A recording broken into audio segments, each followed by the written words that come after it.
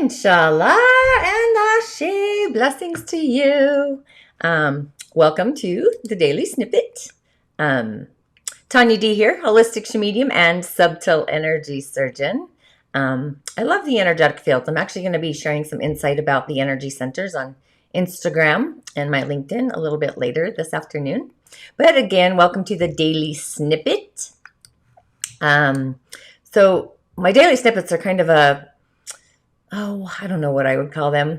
I kind of incorporate the elemental realm, the cosmic highway, the realm of spirit. It's kind of like the library of all these unseen things or the intangibles, right? But today our root center and our sacral are online in the cosmic field.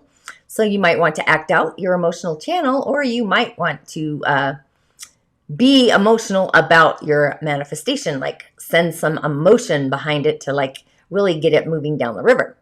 And our root center is it's our physical empathy manifestation control center.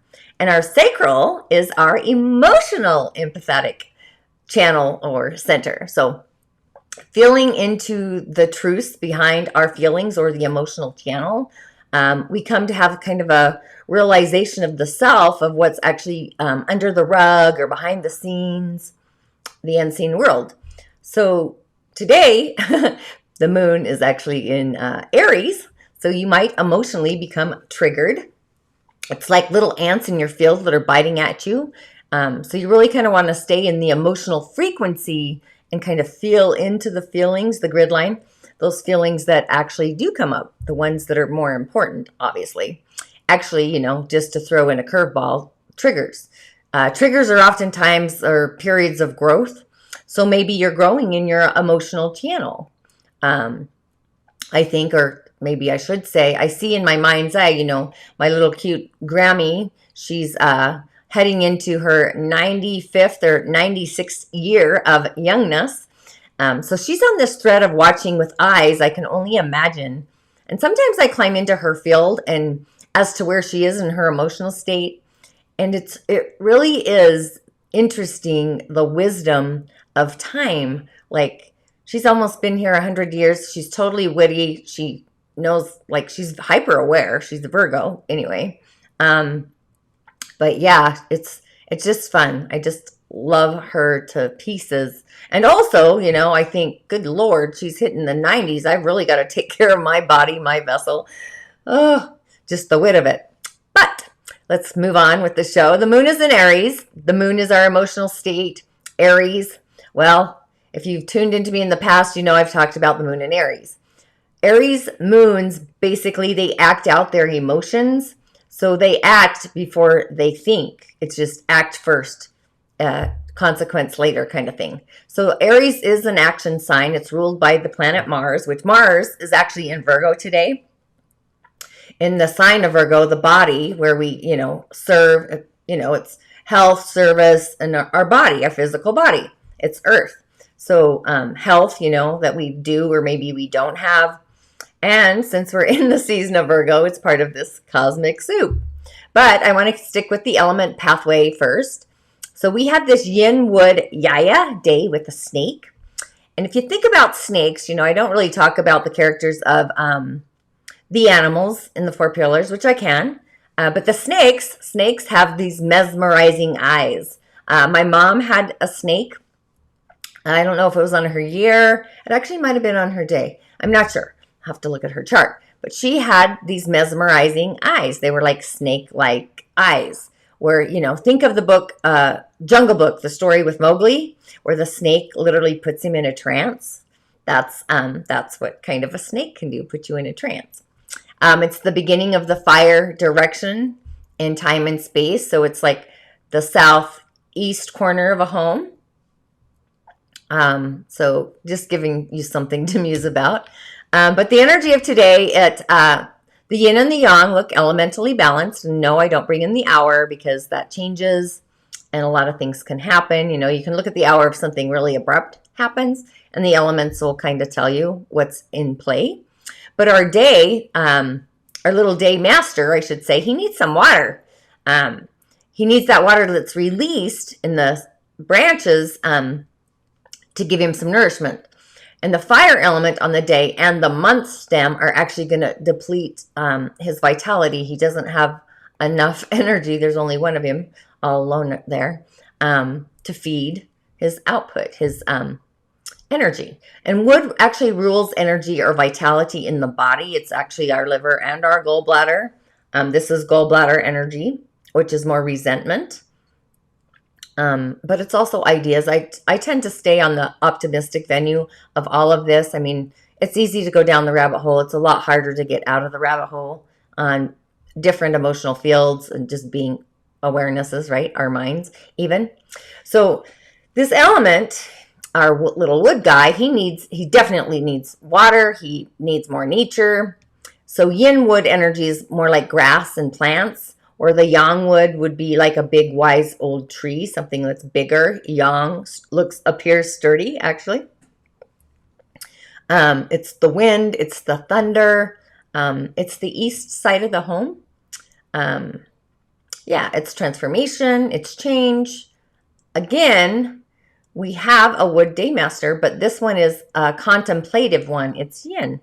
So, but with the fire there on the month and the day branch, this would be somebody who's actually really charismatic naturally. They don't have to do anything. It's just part of their innate beingness, their character, their flavor.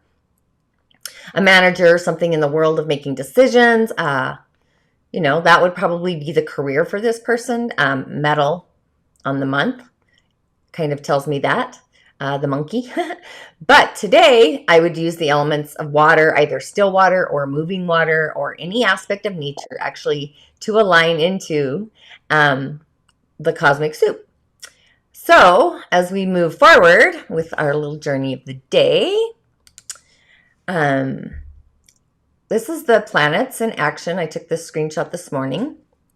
So if you've been in like a station of procrastination, it's like the elevation of the procrastination nation, right? You might experience a feeling of just that. And if you can confront the feelings of the unknown, the otherworldly, the feelings on the other side, you know, that's where the wisdom is, or the wise, the strength actually to carry on, move forward, and whatever it is you're creating. So in the cosmic web, all of our feelings might just come online at the crust of our flesh, our auric field, our 10th energetic center, our magical mirror. So we have this hyper consciousness, and that's actually where our feelings that are small might actually feel as if they're huge. There's just a bunch of little gnats. But remember, those lots of little gnats can actually turn into one large annoyance, like a bunch of little gnats. So even though there's a bunch of little gnats, that's all yin energy, but when they turn into a big blob of gnats, they turn into the yang energy. So if things feel like they're not tolerable, that were once normal, that's the little gnat that you literally just need to flick away. So our level of tolerance on the little things that actually feel normal, that's kind of our stress level, stress narrative, they're going to maybe feel a little bit more annoying today. We might feel a little oversensitive to ourselves or people in our village, or even different situations in our environment, our container. The best thing to always do is, I always recommend, take a breath and take a pause on any of those even overly big expectations that you have on self or even on others. And just allow the judgment of yourself to ride the wave out into the galaxy and lift the sense of being responsible, or just let them go off your shoulders and allow them to float away. So feelings carry emotional frequencies like waves in the ocean. They have a power and a force that opens them. So you really want to allow the juicy, good, yummy feelings to actually just be in your sacred garden today, your energetic fields, emanate from your heart center, being in a place of self-nurturing, wood, and flowing like water. So you really want to go with the flow and nurture your own inner garden. And once you ground into those elemental energies, you want to allow your feelings to actually navigate and spring out your authentic truth, your beingness. That's the wood energy. So what does that look like? You really want to ride the wave of being more forgiving to yourself, be more compassionate to yourself, even be merciful. Be in a state of mercy.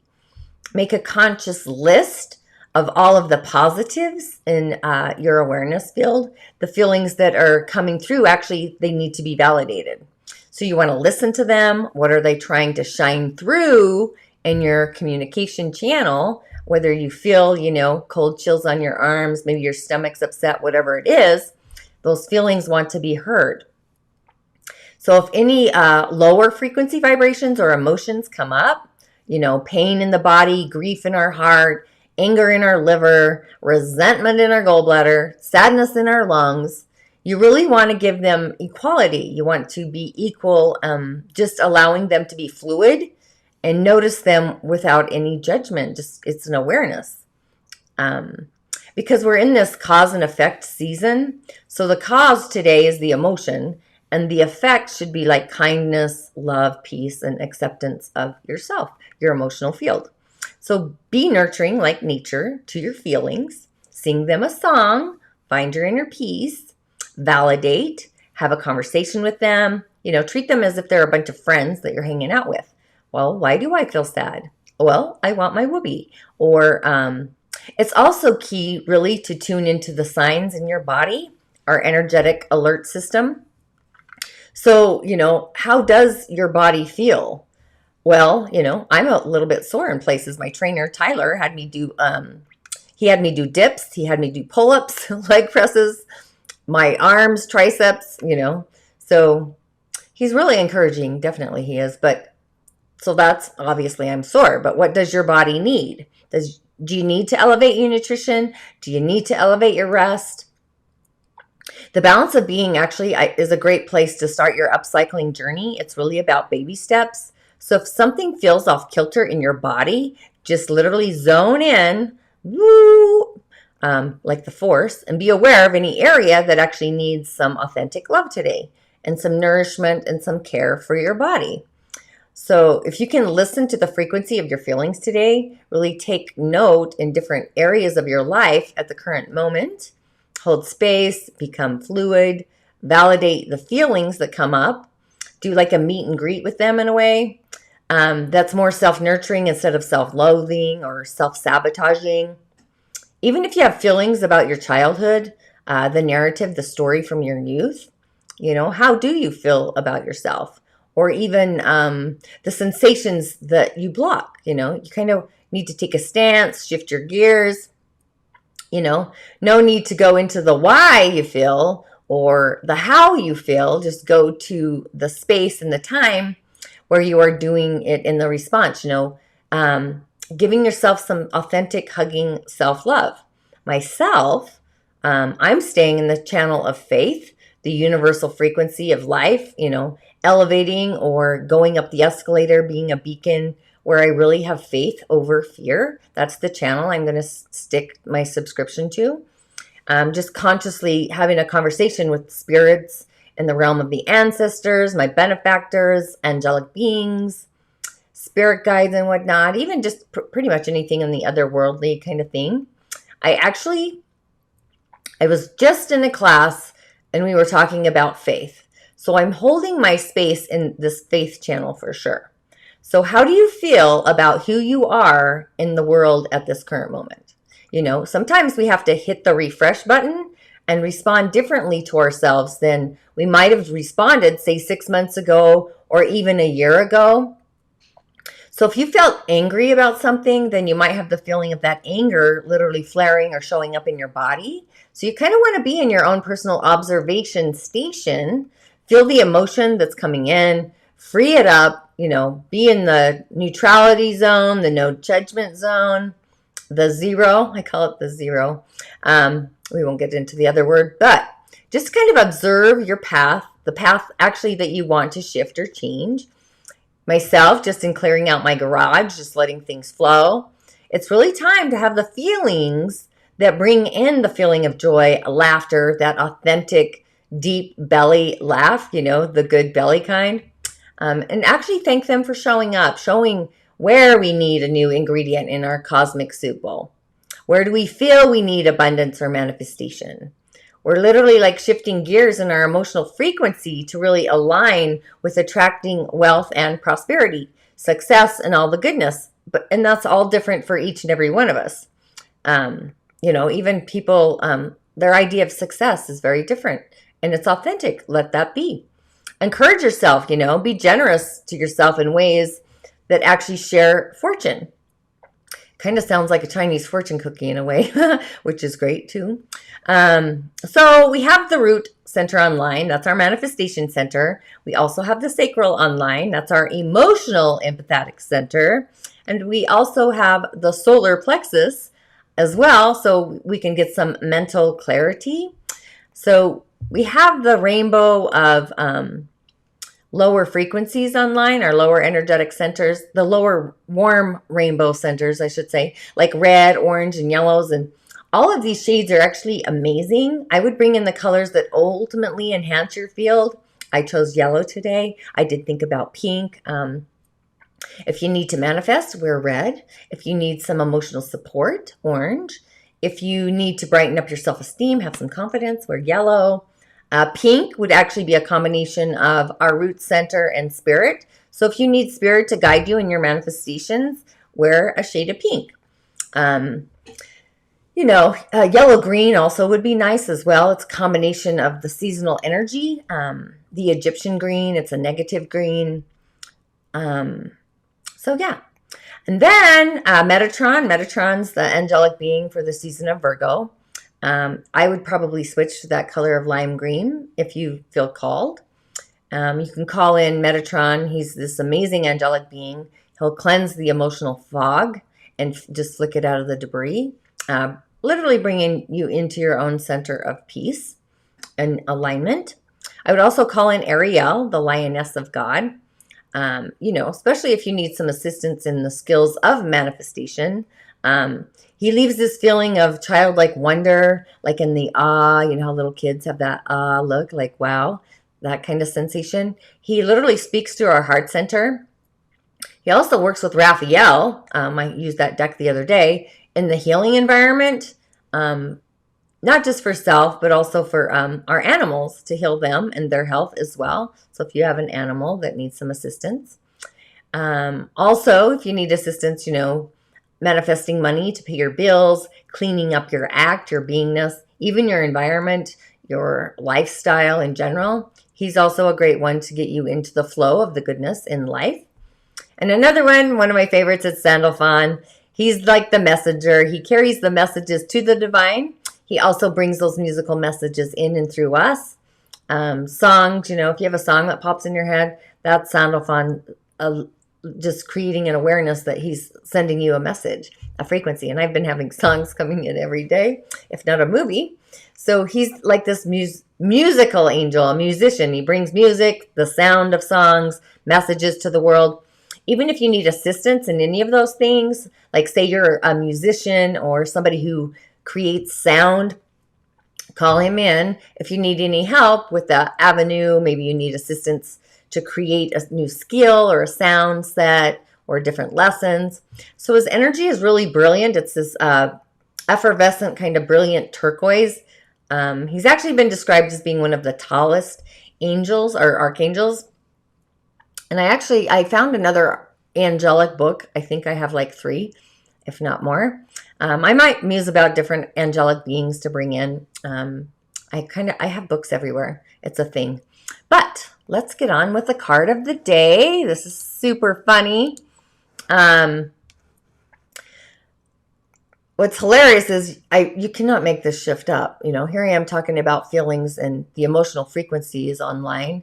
And I pull the moon card in my Shaman Oracle deck. So, and I also went with my Deviant Tarot and pulled the 5 of Cups. Seriously, so this is going to be kind of a fun day, right?